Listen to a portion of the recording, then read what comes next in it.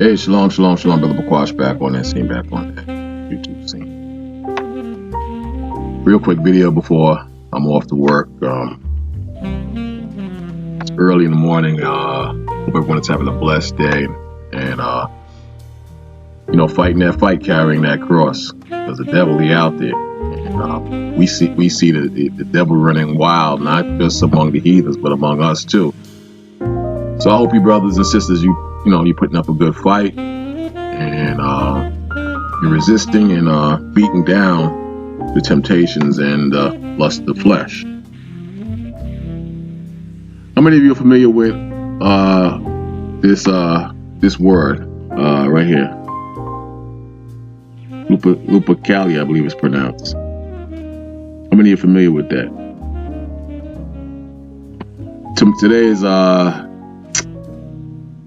Today is the 13th of February. Check us out. Lupercalia. Today is February 13th. Tomorrow is Valentines Day, so-called Valentines Day. It's supposed to be a day of love and giving presents and showing affections. You're going to have weak men spending hundreds of dollars on women at restaurants and buying jewelry. You're going to have women buying lingerie and trying to be sexy. Then you're going to have lonely, bitter women who don't have don't have a man buying themselves things for this day. Because this country and this world is based on feelings. It's no longer structured and based on knowledge and deep wisdom and a spiritual essence of thought. It no longer functions on that. Everything is based on pagan rituals and lies. And lies to keep you in the darkness, to keep you in the spirit of Satan. But this word, Lupercalia, they say the word lupus, which relates to wolves, comes from this festive day, or this word, in fact. I got a book. I usually keep it on standby. Whenever I run into women or meet women, and this day come up, I break out this particular book I have, and it breaks down the history of Valentine's Day. And women hate when you bring out the facts. When they know you're knowledgeable about various holidays or things that pertain to how you live your lifestyle, they will fight you tooth and nail not to look up that information. In the 80s and early 90s, you didn't have the internet and social media. You had to go to the library or order books to back up, your point of reference or facts. Today it's right at your fingertips, right on the phone, right on your tablets, right on your computers. And, I find that people will reject and get angry when you're trying to bring out the facts, because they rather live in the matrix. They rather live in a lifestyle of falsehood and follow lies. They rather serve the devil rather than serve the Most High, and even justify the lie. That's fact. But this particular pagan day, it goes all the way back to Rome, and we're not supposed to have any dealings with anything pertaining to the devil, man. We ain't supposed to deal with that. Look at this. This is the dark origins of Valentine's Day. It says Valentine's Day is a time to celebrate romance and love and kissy face fealty. I believe that's how it's pronounced. It says, but the origin of this festival of candy and cupids are actually a dark, bloody, and a bit muddled. And that's very true. Just like Christmas and Easter, these are pagan days. They have nothing to do with the birth of Christ, yet even in some churches they push Christmas and Easter. All pagan days pertaining to fertility or sun worship. You'll find it out. All you gotta do is look this up. It says, though no one has pinpointed the exact origin of the holiday, one good place to start is ancient Rome.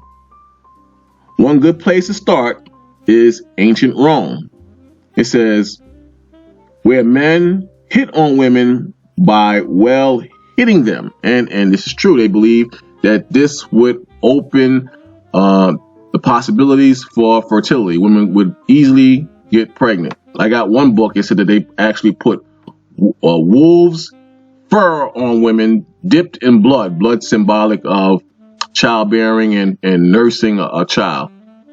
Little boys, this would be a ritual where little boys would chase girls, and they would have these furs from wolves on them, and they would chase girls. And these furs were dipped in milk, and if that little boy caught a particular girl, he would marry that girl, and chances are this would increase fertility.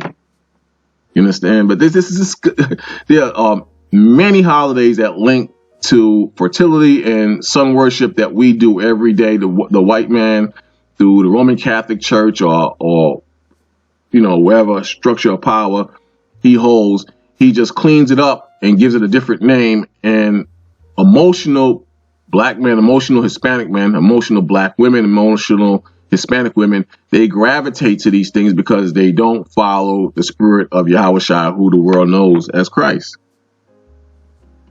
It says February 13th to 15th, the Romans celebrated the feast of Lupercalia. The men sacrificed a goat and a dog, then whipped the women with the hides and the animals they had. Whipped the women with the hides of the animals they had slain. Something similar to what I said, but what I said as far as the wolves' hide, this is hundreds of years in the future, past the Roman Empire. It says the Roman romantics were drunk, they were naked, says Noel Linsky, a historian at the University of Colorado at Boulder. Young women would actually line up for the men to hit them. Lansky said they believed this would make them fertile. See that? Would make them fertile. And today, a lot of men and women, they have no idea what Valentine's Day is about. They just go by the feeling. They spend hundreds and even in some cases thousands of dollars for the affection of women, or they think it's a gesture of love. They have no idea. And the information is right there. It's right there. So tomorrow you're going to have a lot of brothers and sisters walking the streets. You're going to see balloons on the trains, on the bus. You're going to see flowers. You're going to see chocolate. You're going to see people wearing red, which is symbolic of blood. The blood of St. Valentines, who was murdered by the Emperor Claudius for secretly marrying people and jailed. You're going to see this. There's a deep history, a pagan history, a murderous, bloody history to Valentine's Day. But a lot of brothers and sisters, even in the faith, you're going to find a lot of new brothers, maybe even some brothers who've been in the faith for a long time, are going to still indulge in Valentine's Day.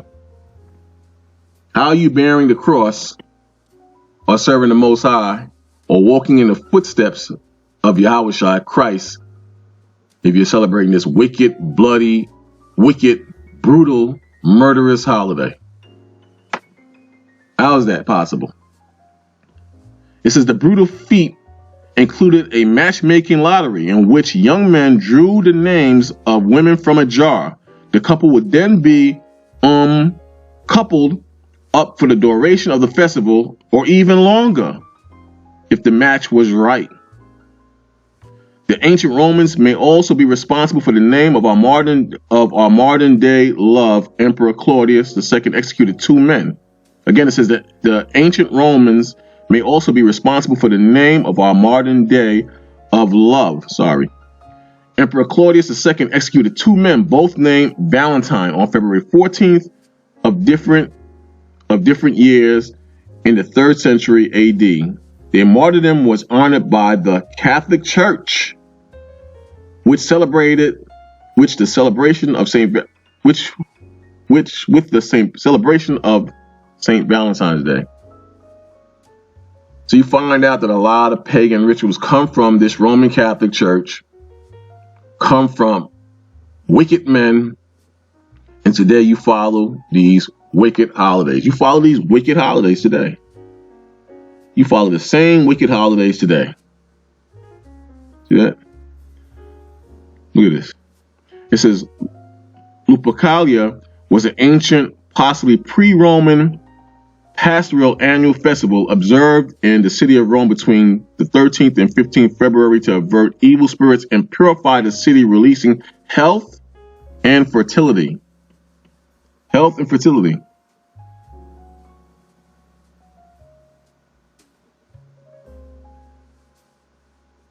What's this one say? It says Lupercalia was an ancient pagan festival held each year in Rome on February 15th. Although Valentine's Day shared its name with the martyred Christian saint, some historians believe the holiday is actually an offshoot of Lupercalia. It is thought Lupercalia took place to honor... Can't get that up, but you get the point. You get the point. So... you had all this going down, and a lot of brothers and sisters, you all into this. Look at this, naked orgies, man. Look at this. This is how the Romans used to get down. This is how the Romans got down. And so that you have no idea what you're celebrating. You have no idea whatsoever. And the Most High going to punish a lot of brothers. Here's the wolf. They say Lupercalia or lupus, they're one and the same. Where you get the word lupus from, pertaining to the wolf and the disease. But a lot of you brothers and sisters, you have no idea what you indulge in. And the Most High going to punish a lot of you because of your feelings and your emotions. He's going to punish a lot of you because of your feelings and emotions. A lot of you are heavily caught up into your feelings and emotions. This is Matthew 10, verse 35. It says, "For I come to set a man at variance," meaning difference, "against his father, and the daughter against her mother, and the daughter-in-law against her mother-in-law. And a man's foes shall be they of his own household." And you got to put yourself in that mind frame. Everyone is not going to like you. Everyone is not going to like you. So you're going to have enemies, not just outside of Israel, but of your families and in-laws, daughters, mothers, even your wife. Even your wife. I've been with women and they have left me because I wouldn't celebrate certain holidays. And I've been with women who got with me and said, "Oh, I see, you're so brilliant, you're so knowledgeable." But all this was a ploy because they thought that they was going to wear me down and get me away from the holidays. And when they see they couldn't get me away from the holidays, then problems arose. Problems arose after a while. And they became enemies and foes. You have to train your mind not to be emotional and to accept the fact that we're all alone with Yahushua. We're all alone with the Most High. For those who don't understand those names, we're all alone with Christ and God. And we have to bear and carry that cross. And your enemies are going to be the people who are closest to you, the people who claim to love you. But they love the pagan holidays and the devil and the dark ways of the society more. That's why it says, "And a man's foe shall be they of his own household." 37th verse. "He that loveth father or mother more than me is not worthy of me. And he that loveth son or daughter more than me is not worthy of me." Again, "and he that loveth son or daughter more than me is not worthy of me." And if you love people, friends, family, if you put them and their beliefs and their feelings above the Most High, you are not worthy of the Most High. You are not walking in the spirit of Yahushua. So tomorrow, when you see those red Valentine boxes of candy, when you see those balloons, those stupid, dumbass balloons, when you get on the train or you're driving, or you see a bunch of Mexicans, so-called Mexicans or Hispanics or so-called simple Negroes at the corner by the train station, by the bodega, by the boulevard selling candies and balloons and big teddy bears with hearts in the middle of the teddy bear's chest, know that that's the devil. Research and know that that's the devil. This is Brother Bakwa signing out. Shalom.